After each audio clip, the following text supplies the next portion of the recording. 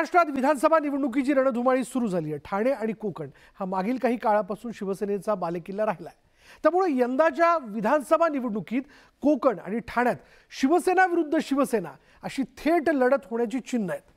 कोकण ठाण्याच्या रणसंग्रामाचा आढावा घेऊयात या स्पेशल रिपोर्टमधून।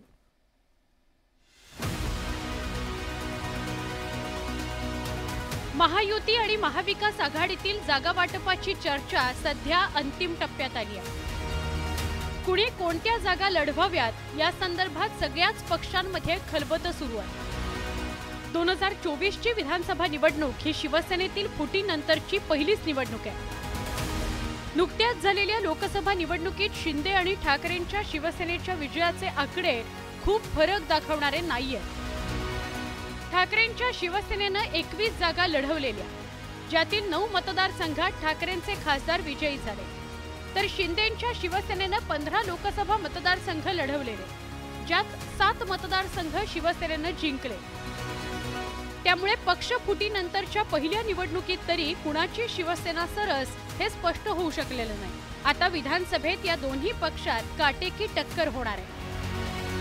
कोकण आणि ठाण्यात तर दोन्ही शिवसेनेत थेट आमना-सामना होणार आहे। दोन्ही पक्षांचे संभाव्य उमेदवार कोण असतील हे पहा। दापोली विधानसभा मतदारसंघात शिंदेंच्या सेनेकडून विद्यमान आमदार योगेश कदम यांना उमेदवारी मिळेल, तर त्यांच्या समोर ठाकरेंच्या सेनेचे संजय कदमांचं आव्हान असणार आहे। रत्नागिरीत शिवसेनेचे विद्यमान आमदार उदय सामंत यांच्या समोर ठाकरेंची सेना राजन साळवींना मैदानात उतरवण्याच्या तयारीत आहे। असं झालं तर कोकणातील सर्वात प्रतिष्ठेची ही लढत ठरेल। इकडे सावंतवाडी शिवसेनेच्या दीपक केसरकरांना सध्या भाजपमध्ये असलेले राजन तेली बंडखोरी करत ठाकरेंच्या सेनेच्या तिकिटावर आव्हान देण्याची शक्यता वर्तवली जाते। महाडमध्ये शिंदे सेनेचे आमदार भरत गोगावलेंविरोधात ठाकरेंच्या शिवसेनेकडून माणिकराव जगतापांच्या कन्या स्नेहल जगताप लढणार अशी जोरदार चर्चा आहे।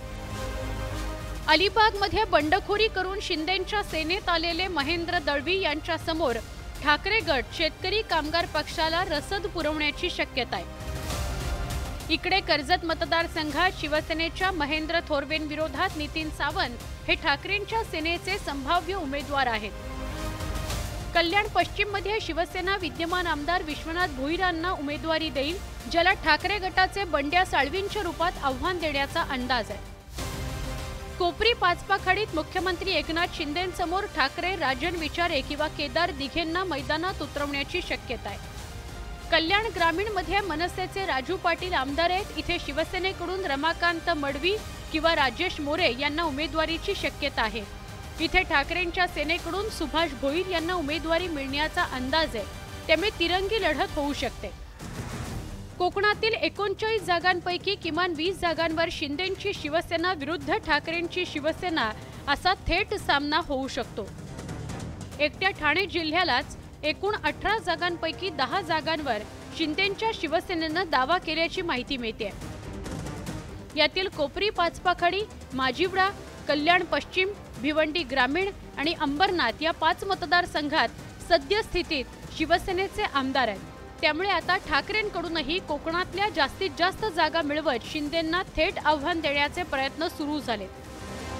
असं झालं तर शिवसेना पक्ष फुटीनंतर खरा संघर्ष कोकणात दिसेल यात शंका नाही। ठाण्याहून अजित मांढरे, खेडहून विशाल रेवडेकर, दापोलीहून शिवाजी गोरे आणि रत्नागिरीहून सचिन सावंतसह नयन कारेकर। न्यूज 18 लोकमत, मुंबई।